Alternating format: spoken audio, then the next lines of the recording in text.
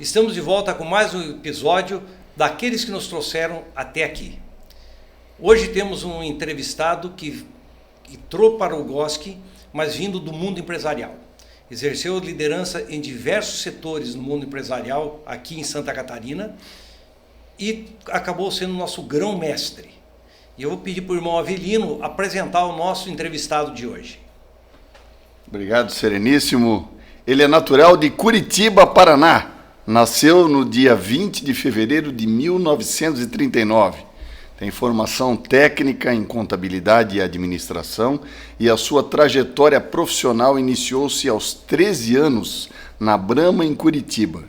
Com 15 anos ingressou na Paraná Refrigerantes e aos 17 anos foi nomeado chefe de vendas de Curitiba, tendo ali permanecido até 1961. Em 63 montou o seu primeiro negócio, junto com outros 2 sócios. Em Arapongas, no Paraná, abriu uma empresa para engarrafar refrigerantes. Em 68, fechou a empresa e vendeu os equipamentos para o grupo catarinense, liderado pelo empresário Hercílio Aldo da Luz Colasso, em Florianópolis. Após acompanhar o primeiro ano da empresa, em 1969 foi convidado para se tornar sócio, concretizando o seu primeiro empreendimento em Santa Catarina, a Catarinense Refrigerantes Limitada, que possuía 4 unidades, uma em Florianópolis, uma em Chapecó, em Blumenau e Antônio Carlos. Em 1993, a Catarinense de Refrigerantes foi vendida para a Vompar Bebidas. Na época da Catarinense, também comandava a transportadora Transbel, que era subsidiária da empresa. Participou ativamente de ONGs, clubes, federações, sindicatos e associações. Iniciou sua trajetória maçônica em 21 de maio de 1977, na loja Ordem e Trabalho número 3, onde ele permanece até hoje. Assumiu o grão-mestrado do GOSC no período de 2011 e 2014. Seja bem-vindo, irmão Alaor Francisco Tissot. Muito obrigado, caro Avelino, caro grão-mestre Bride. Entrei na sociedade 4 meses depois de ter assumido, porque tudo foi feito com meus créditos pessoais. Dada a inexperiência no restante 2 sócios, menos o doutor Hercílio, que já tinha sido gerente regional, que chamavam na época o presidente no Brasil. Ele já tinha exercido essa função, então ele já tinha mais vivência com o negócio e tal. E tem o doutor Hercílio, na verdade, como um segundo pai. Eu continuo cumprindo uma palavra que eu dei a ele antes do falecimento dele. Bom, irmão Alaor, revisitando nossos arquivos, foi encontrado o seu discurso de posse como grão-mestre. E lá no seu discurso de posse, o irmão dizia que se resolvêssemos os problemas de saúde, segurança e educação, os demais problemas se resolveriam. Me parece que no seu grão-mestrado, há instruções entre colunas da parte maçônica do plano iniciático foram aprimoradas ainda com a participação social. Como é que foi o resultado disso? Como funcionou esse trabalho? Bom, na minha opinião, pelo menos, esse negócio vem funcionando e veio melhorando durante a sequência com os outros grão-mestres. Porque foi criado já quando eu era o adjunto do Rubens, que tinha assumido depois do Getúlio, e nós criamos já uma... Como é que se diz no jargão escolar? Um sistema, com o pessoal da universidade junto, colocando tudo o que precisava ser dado como conhecimento, não só o conhecimento maçônico, mas o conhecimento social, principalmente, e que se procurasse melhorar, não só nós, o ensino do pessoal que nós recebíamos, né, e como continuamos recebendo e continuamos com esses ensinos melhorando cada vez mais, mas que isso também fosse melhorado o ensino escolar normal, né, e que até hoje não se consegue acertar. Hoje, o professor que era visto como um deus, hoje é visto como um safado. Apanha de aluno e ainda depois arrisca apanhar do pai do aluno. Então, estamos com tudo invertido. E isso aí, eu não sei se vão conseguir melhorar. Na conversa não vai ter melhor. Conversa não melhora, não adianta. Não tem. Agora estão tomando mais uma medida, né, proibindo o celular na sala de aula e tal. Eu tenho acompanhado os programas e tudo que discutem isso, né? E a maioria, né, desses programas estão vendo que está tendo uma melhoria do entendimento dos alunos em si, que estão começando a voltar ao que nós fazíamos antigamente. A única coisa que eu ainda acho que tem que voltar é o hino nacional todo dia. Ponto final. Antes de começar as aulas, põe todo mundo lá fora e canta o hino nacional. Porque hoje em dia, além de não cantar o hino nacional, estão deturpando. E o uso da bandeira também é uma vergonha. Porque isso já não virou mais bandeira. Virou uma vestimenta e que os caras escrevem o que bem entendem, né? Então, eu acho que nesse aspecto é que nós não conseguimos melhorar em tudo o que a gente pretendia como um ensinamento maçônico. Bom, Laor, todos sabem que quem conhece o irmão sabe do seu trabalho maravilhoso junto às entidades empresariais. O irmão tem toda uma história nas entidades empresariais de Santa Catarina. E o irmão, no seu grão-mestrado, trabalhou muito essa questão também do maçom trabalhar na sociedade.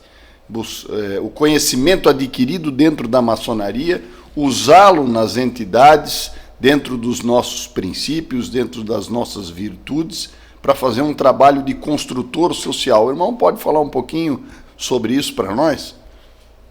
Isso aí, na verdade, iniciou quando eu comecei na Coca-Cola.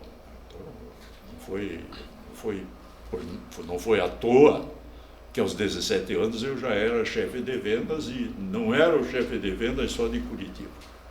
É isso que eu esqueci naquela hora que eu era o chefe de vendas da região que Curitiba atendia, que era o Paraná e mais da metade de Santa Catarina já naquela época. Mesmo sem ter o território definido, né? O território era uma parte de São Paulo, lá no norte, era do Scarpa, que eram os fabricantes da Skol na época. Mas eles se dedicavam mais à Skol do que qualquer outra coisa. Então, só para a gente poder definir mais ou menos, né, essa questão. E com isso veio o envolvimento meu, né, assim que eu tive a carteira, com os 18 anos, eu já viajava por Santa Catarina sozinho. Naquela época quase não tinha asfalto. Então, corrente fazia parte da vida da gente. Muitas vezes dormia dentro do carro porque não dava para descer o morro, porque tinha um caminhão enterrado lá embaixo. Tinha que esperar amanhecer o dia e tal. E tudo isso vai criando na gente, né, as formas de poder trabalhar. E eu pensava muito, né, no terceiro dono da Coca-Cola, que era a família Woodruff, Roberto Woodruff. Esse homem, na verdade, é que deu o impulso todo à Coca-Cola. E ele tinha algumas coisas, né, que a empresa tinha que conviver no meio de onde eles tinham fábrica. Está inserida naquela sociedade. E aí então veio essa inserção toda, que me levou ao Laios, primeiro, onde até hoje eu sou leão, continuo, mais de 50 anos. Muita gente, essa turma só se reúne para jantar e tal. Não sabe o que nós fazemos, então. Só quem convive junto é que sabe. Né? Tudo que nós atendemos na sociedade sem falar nada. Como se fôssemos nós aí, o que a mão direita faz, a esquerda não tem que saber. Então, isso foi me envolvendo com todas essas empresas. Então, eu acabei, no caso aqui, fundamos primeiro um sindicato dos transportadores, depois fundamos a FETRANSESC, que é a Federação dos Transportadores de Carga do Estado de Santa Catarina. O prédio onde ela está instalada foi no meu tempo, porque eu fui o primeiro tesoureiro daquela entidade. Hoje é que eu não estou mais com ela, né? Porque depois eu passei a me dedicar mais à associação comercial por causa do albergue noturno. E uma caixa de esmolas indigentes de Florianópolis. E também aí eu fui tesoureiro do albergue e eu propus a extinção da caixa de esmola. Você não tinha que melhorar o valor da esmola, porque tinha gente que acumulava 3 vezes para vir receber a esmola, o que você dava, né? Porque era mais. No fim, ele vinha aqui, a metade ele gastava com ônibus. E foi um tempo em que o albergue funcionava porque os hospitais não davam guarida para o acompanhante. E até que os hospitais deram guarida para o acompanhante. E a Caixa de Esmolas foi fundada pela própria Associação Comercial na época,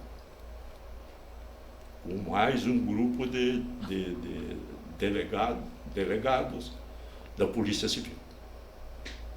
A maçonaria só começou a assumir o albergue uns 15 anos depois disso. Então, quando eu cheguei aqui em 68, o albergue foi fundado em 1915, 25. Você já pode imaginar que estamos batendo nos 100 anos o ano que vem. E o albergue está aí. Um trabalho menor do que se fazia na época, né? E algumas pessoas, daí por culpa do próprio pessoal que comandava o albergue, eu estava entre eles, evidentemente, mas não consegui levar mais empresário para lá. Eles queriam, na verdade, só ser donar das coisas. Esse era o que eu achava ruim na época, quando eu entrei na maçonaria, né? Esse negócio precisa de uma mudança. Algumas nós conseguimos fazer, outras não. E estamos numa fase agora terceira, né? Onde o próprio grão-mestrado atual tem muito interesse na entidade, né? E acho que vamos chegar a um bom caminho e um bom encaminhamento bem melhor para o futuro. Irmão Laor. Então, o meu envolvimento, na verdade, é da própria vida. Já veio de berço. É o que eu sempre digo, né? As famílias deixaram a educação para as escolas. A escola não educa ninguém. A escola ensina, caminha. A educação tem que vir de casa. A boa educação. Porque a má educação também vem de casa. Mas disso que a gente traz da vida, irmão Laor, essas andanças pelo Estado, lá com 18 anos, sendo gerente de vendas, chefe de vendas. Isso contribuiu para continuar o projeto do GOSC itinerante, viajando pelo Estado como grão-mestre? Sim. Como é que foi essa experiência de levar o GOSC para o interior, continuar esse projeto? O projeto começou com o nosso grão-mestre, o Getúlio Corrêa. Ele tinha, às vezes, que cumprir a missão dele, né, na justiça militar, E aproveitava isso e criou o gosto itinerante, onde, quando ele ia, ele fazia as visitas, né? O prefeito, a justiça, algumas entidades, ele fazia visita e tal. Na rádio, naquele tempo a televisão era mais difícil, né? Esse entendimento. E eu, quando assumi, eu retornei com ele, tendo como meu acompanhante o nosso ex-grão-mestre adjunto, o Nervos. O Nervos fazia toda a escala e nós íamos lá. E aí a gente vai aprendendo mais coisas, né? Que era alguns locais, você falar de maçonaria, o que a maçonaria tomava conta disso, daquilo, fazia esse bem, era melhor nem falar.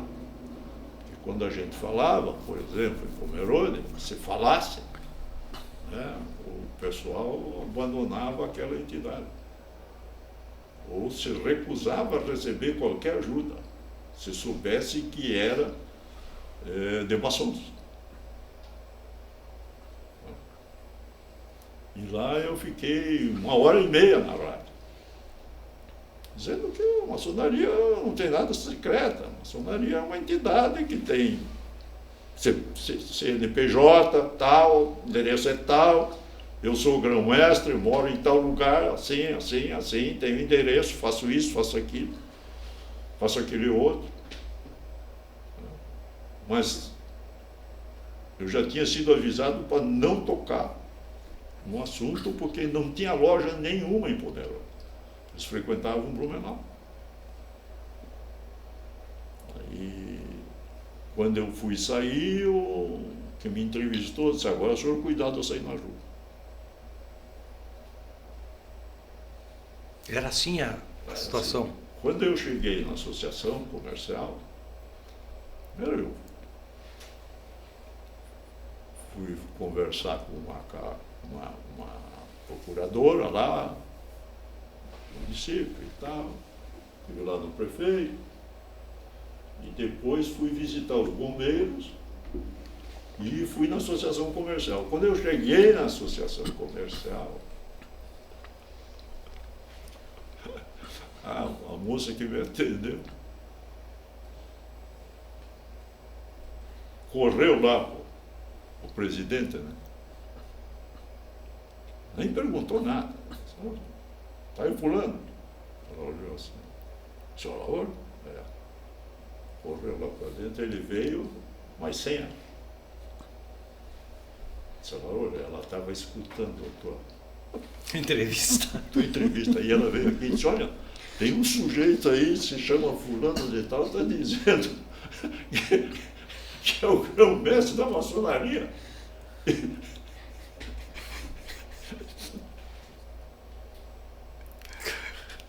Ficou com medo. Correu para o banheiro. Com medo. Não, cara, com os negócios de louco, né? Então, isso fazia parte do dia a dia. Não tinha. E nem faz tanto tempo assim, né? São 14 anos. Nós estamos falando aí de pouco tempo. Então você tinha coisas que o pessoal não admitia.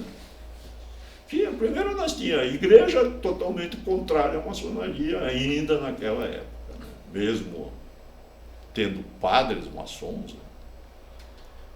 E tudo isso aí, a igreja ainda atacava. Tá? Nereu Ramos foi um caso, ele negou que era maçom. E sempre foi da ordem de trabalho. Irmão Lauro, eu posso aqui até dar um testemunho desse importante papel que o irmão fez na maçonaria com essa sua posição de assumir a maçonaria e ter esse trabalho conjunto nas associações empresariais. Não foram poucas as vezes que algumas pessoas do meu relacionamento, o Alaor Tissot é maçom também? Sim, é maçom, nosso grão-mestre e tal. E contribuía muito para a imagem positiva da maçonaria pelo seu trabalho todo feito na área de associativismo. O irmão sempre brigou muito, lutou muito pelo associativismo. Eu acho que os dois lados ganharam. O irmão levou um pouquinho dos valores da maçonaria para a associação empresarial e também trouxe aquele jeito de trabalhar empresarial para dentro da maçonaria também. Não, é que o ensinamento da maçonaria, né, se o sujeito começa a estudar um pouco mais, eu daí, quanto mais a gente mexia nessas coisas, né, você vai vendo que algumas palavras são impressionantes, né? O que ela, na verdade, representa na vida pessoal de cada um conforme ele leva a vida. E aí depende da forma de cada um enfrentar isso. E eu mesmo, quando fazíamos as reuniões de assembleia, coisa que eu valha, depois tinha o jantar, aquilo, né? Eu sempre procurava animar o pessoal no jantar com aquela brincadeira que eles faziam comigo. Eu fazia cordão e fazia todo mundo andar. Então eu ia embora. Porque uma coisa é o trabalho que você tem, né, e outra é a diversão que é necessária na vida. Nós fizemos uma brincadeira com o nosso venerável uma vez, era o Valquírio Lorenzetti, o venerável, e ele estava para chegar numa iniciação, e eu e o Dalla Rosa éramos primeiro e segundo vigilantes. E dissemos para ele: Valquírio, já treinamos a entrada ritualística do grão-mestre. E ele entrou no templo para ver, e nós, Ele falou: pelo amor de Deus, nós vamos ser expulsos da maçonaria hoje. Falar expulsão de maçonaria, vou falar na integração, irmão Alaor. Como é que foi chegar na CMI, de levar o GOSC para a CMI? Começou um convite que o Getúlio recebeu para fazer uma visita na Argentina. E o Getúlio foi lá acompanhado do Stradiotto, que era, na época, também o grão-mestre das grandes lojas do Rio Grande do Sul. Eu não estava lá, o Getúlio sempre contava daí, né, o que aconteceu lá, papapi, foi recebido na casa de um grande empresário também, conversaram e tal. E o Stradiotto aí começou a vir aqui. Veio aqui, fez uma palestra. Foi quando eu conheci o Stradiotto. E aquele negócio foi andando, foi caminhando. E de repente veio um convite, né? Na verdade, por causa da grande loja do Rio Grande do Sul, que estavam nos indicando para entrar na CMI, porque as grandes lojas tinham ficado fora porque saíram,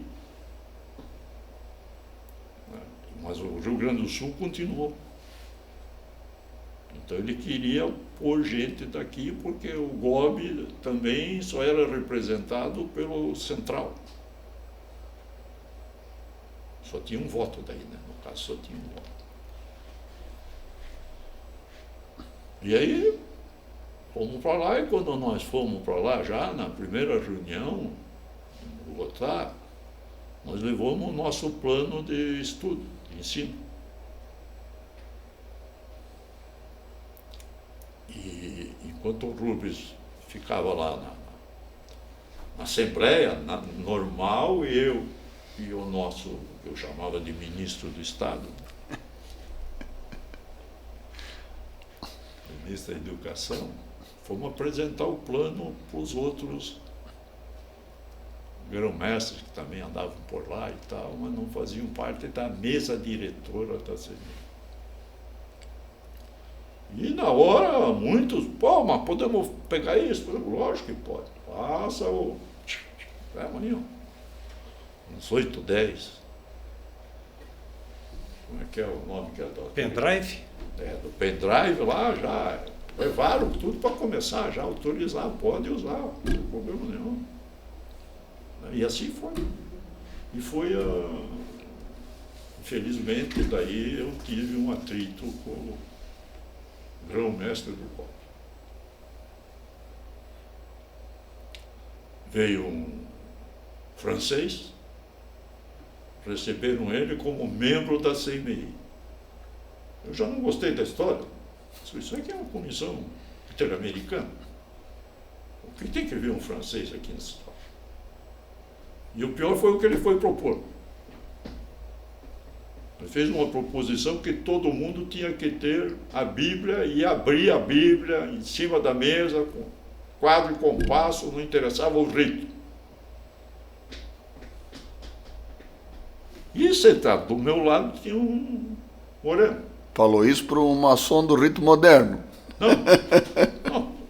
E tinha um sentado aqui do meu lado. E a bandeira lá do cobre, uma bandeirinha, tinha um cara lá sentado lá. Eu disse, pô, mas esse cara aí não é o grão-mestre. Mas não me dei conta do cara que estava do meu lado lá. Disse, Rubens, por favor, desce daí porque nós precisamos conversar. E o Rubens veio. O Stradioto também veio junto. E o grão-mestre do Rio Grande do Sul, que era o Firmino na época, veio junto. O que é? Eu disse, vocês querem mais uma potência independente no Brasil. Bom, o rito moderno, nós respeitamos todas. Aliás, é a única que obedece até hoje. Os Landemark, né? E o que os presbiterianos lá fizeram.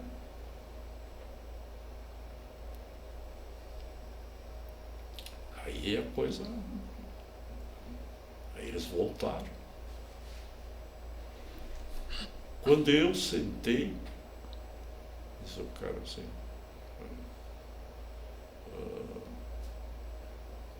o que o senhor foi falar com esse povo aí? Eu disse, mas o que o senhor está fazendo aqui? Não, me chamou de senhor porque não pode ser maçom, né, cara? Mas deixa eu estar que aí eu já estou falando alto. O cara, a conversa está parada. Eu disse assim para mim. Não, mas eu sou o grão-mestre do Grande Oriente do Brasil. Eu disse, sim, o que o senhor está fazendo aqui? O senhor não tinha que estar sentado lá? Ele ficou sem resposta. Cara, acho que até hoje, passamos cortado até. Aí quando eu chegava das reuniões aí do logo aqui que ele estava, às vezes me pus na mesma mesa com ele. Só podia tirar fotografia quem ele deixasse. Eu nunca recebi uma fotografia, nunca. E eu sempre elogiava, né? Que era uma árvore frondosa que deu bons frutos, né? E nós somos, a nossa origem é a sua entidade. Ficamos por conta. As coisas da vida, das passagens da vida, né? Que a gente tem que enfrentar e você não tem. Sempre dizia para tu, irmão. Quando falar, fala. Fala, mas não volta para trás porque isso não vale. Se somos irmãos, somos todos iguais, não é bem assim com eles, né? Porque também lá eles entraram sozinhos. E aí outra encrenca comigo daí foi na Romênia. De novo com ele. Eles foram lá apoiando um turco, em vez de apoiar o romeno, né? Que é o tradicional e tal. E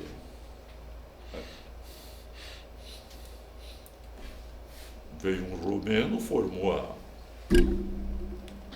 a entrada. E lógico, Brasil.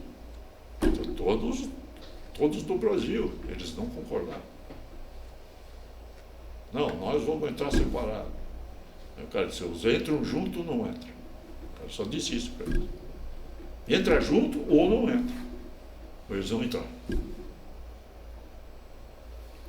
Mas graças a Deus já está resolvido. Não, essas coisas porque não estão mais eles lá, né? Então as coisas só se resolveram porque era uma né? Hoje a gente vê que a união, nós somos um caso. Nós somos um caso flagrante, pô. Primeiro que conseguiam indo fazer os reconhecimentos. E segundo, né, mais recentemente, né, e já vocês, hoje com Paulo, né, a grande loja de Santa Catarina nos reconheceu e compartilhou o território. Então nós devemos muito a eles. Né? Como ficamos devendo também para o Estradioto e para a grande loja do Rio Grande do Sul. Né? Nós tivemos, em função das amizades que foram se criando, né? Esse sucesso que todos vocês também estão tendo e estão colhendo no mundo inteiro. Eu acho que isso bom. Esse conjunto de amigos, porque isso na verdade é mais amigo do que qualquer outra coisa, mais que irmão. Laor, outro episódio que eu acho que é bastante interessante lembrar do seu grão-mestrado, o irmão sempre foi um grande entusiasta no combate à corrupção. E o país se mobilizou, à época do seu grão-mestrado, por uma grande manifestação, e o irmão se posicionou, aconselhou os obreiros de forma apartidária, né, a apoiar aquele movimento, que foi um movimento enorme, teve uma repercussão e resultados bastante benéficos para o nosso país. O irmão pode falar um pouquinho disso para a gente? Aquilo ali já vinha também com... Era uma conversa que eu sempre tinha com o Salomão Ribas Júnior, falecido.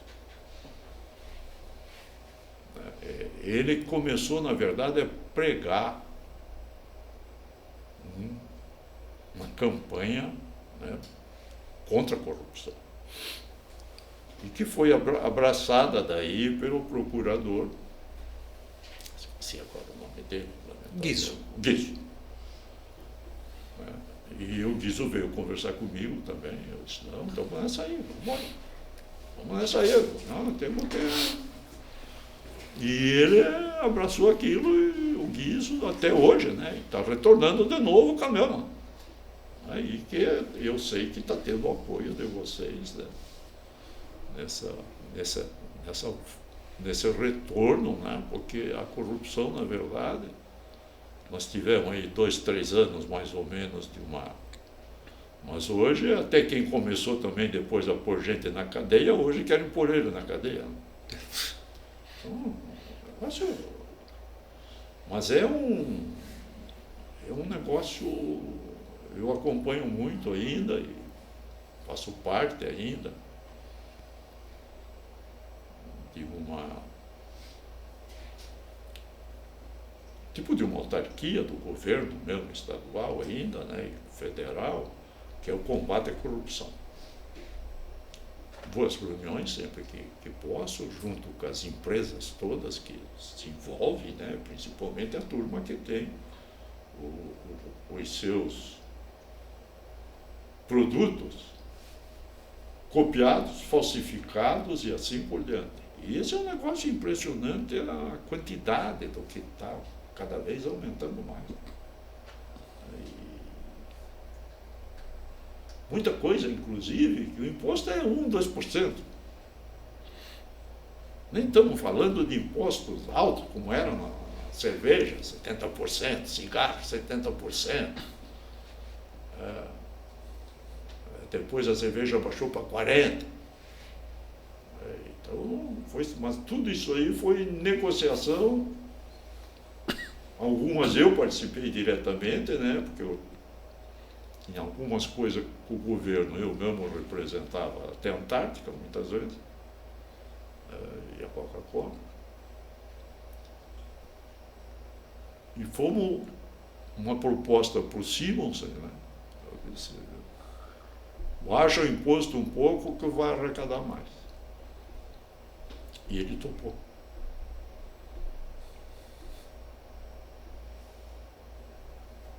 Mas vai de um mês para o outro? Eu disse, não. Evidentemente você vai esperar um ano, você vai ver que vai mudar. E mudou. Até que chegamos num preço de pauta. Então, tudo isso tem a ver com a corrupção. Eu sempre dizia para ele, o sujeito que tem uma empresa pode até sonegar, desde que ele esteja no caixa. Ele abre e fecha a empresa. Porque o cara que tem mais de uma fábrica, se sonegar, vai ser roubado no dobro. Esse é um... E o impressionante é que, via de regra, quem tinha menos imposto era o que mais sonegava. Então, essa campanha tem muito a ver, né? E é um ensinamento maçônico também, né? Honestidade, seriedade. O irmão Alaor tem muitas histórias. E ele deve uma para mim em particular, mas isso não tem que marcar um outro dia, gravar um podcast só para isso, que é para falar de cerveja. O irmão Alaor entende muito de cerveja, é um mestre cervejeiro. Mas vai ficar para uma próxima para nós falar de cerveja hoje. Mas, irmão Alaor, como é que se definia a maçonaria na sua vida? Eu acho que, em primeiro lugar, ela me ensinou a ser mais tolerante. Primeira coisa. Evidentemente que isso vem muito do meu padrinho, Alexandre Francisco Inácio Evangelista. Quem corri meio mundo, mais ou menos, em algumas viagens de férias, e era o meu companheiro de férias. Né? Eu ia a patroa e ele ia a patroa. E só eu que guiava. Aí, muitas vezes, pegava trechos grandes, mas eu gostava sempre de andar pelo interior para conhecer melhor as coisas, e ele também. E ele era um estudioso. Né? Então, falávamos às vezes algumas coisas de maçonaria, onde eu fui aprendendo mais e mais. Né? Não só a conviver melhor com as pessoas, e as amizades, que você, na verdade, forma e faz, com alguns entendendo as suas atitudes e outros não entendendo. Mas sempre... Que bom. E assim, então é isso aí. A maçonaria, para mim, primeiro, né, é Coca-Cola. Eu aprendi muito na Brahma, evidentemente, né? Eu era a única pessoa que tinha acesso à sessão técnica, né, que tinha cervejeiro. Mas o cervejeiro não chegava de manhã, 6 horas da manhã, na Brahma, ao meio-dia estava bêbado. Cada um tinha um motorista. Aí o motorista carregava o cara, vinha o outro. Também quando chegava de tardezinho também estava torrado. Não que fosse por estar experimentando cerveja.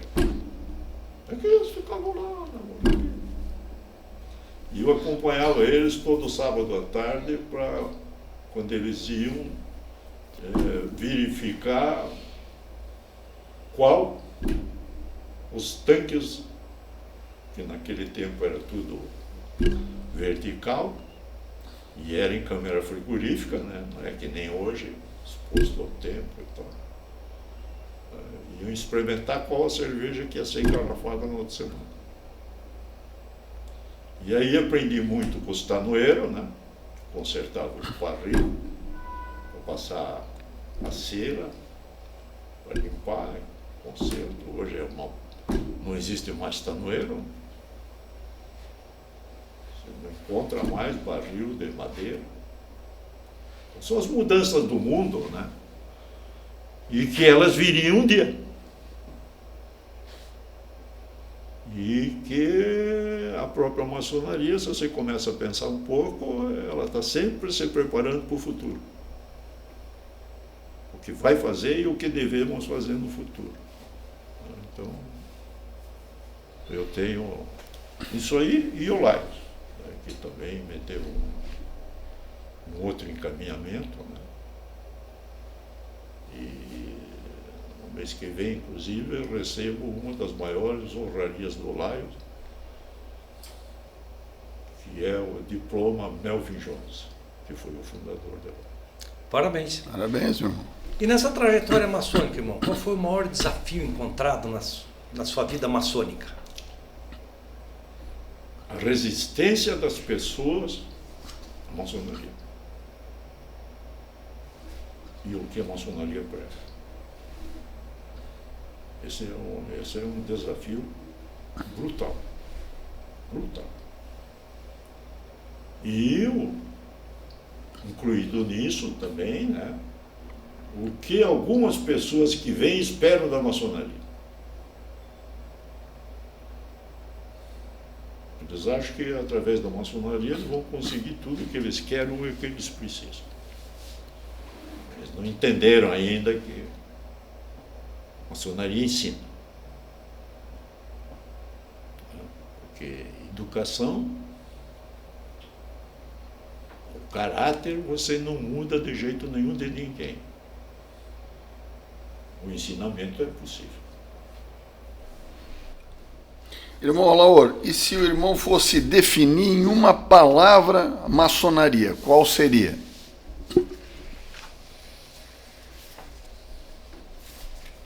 Honradez. Show. Não. Muito bom. Boa palavra. Assim chegamos ao fim de mais um episódio do nosso GOSCcast. Com o nosso entrevistado hoje, o irmão Alaor Francisco Tissot, nosso ex-grão-mestre e uma das personalidades que nos trouxeram até aqui. Nós só estamos aqui hoje como GOSC, porque irmãos como o irmão Alaor nos trouxeram até aqui. Irmão Alaor, muito obrigado pela sua presença, pelo seu tempo, deixar uma manhã livre para estar aqui conosco. Muito obrigado. Obrigado.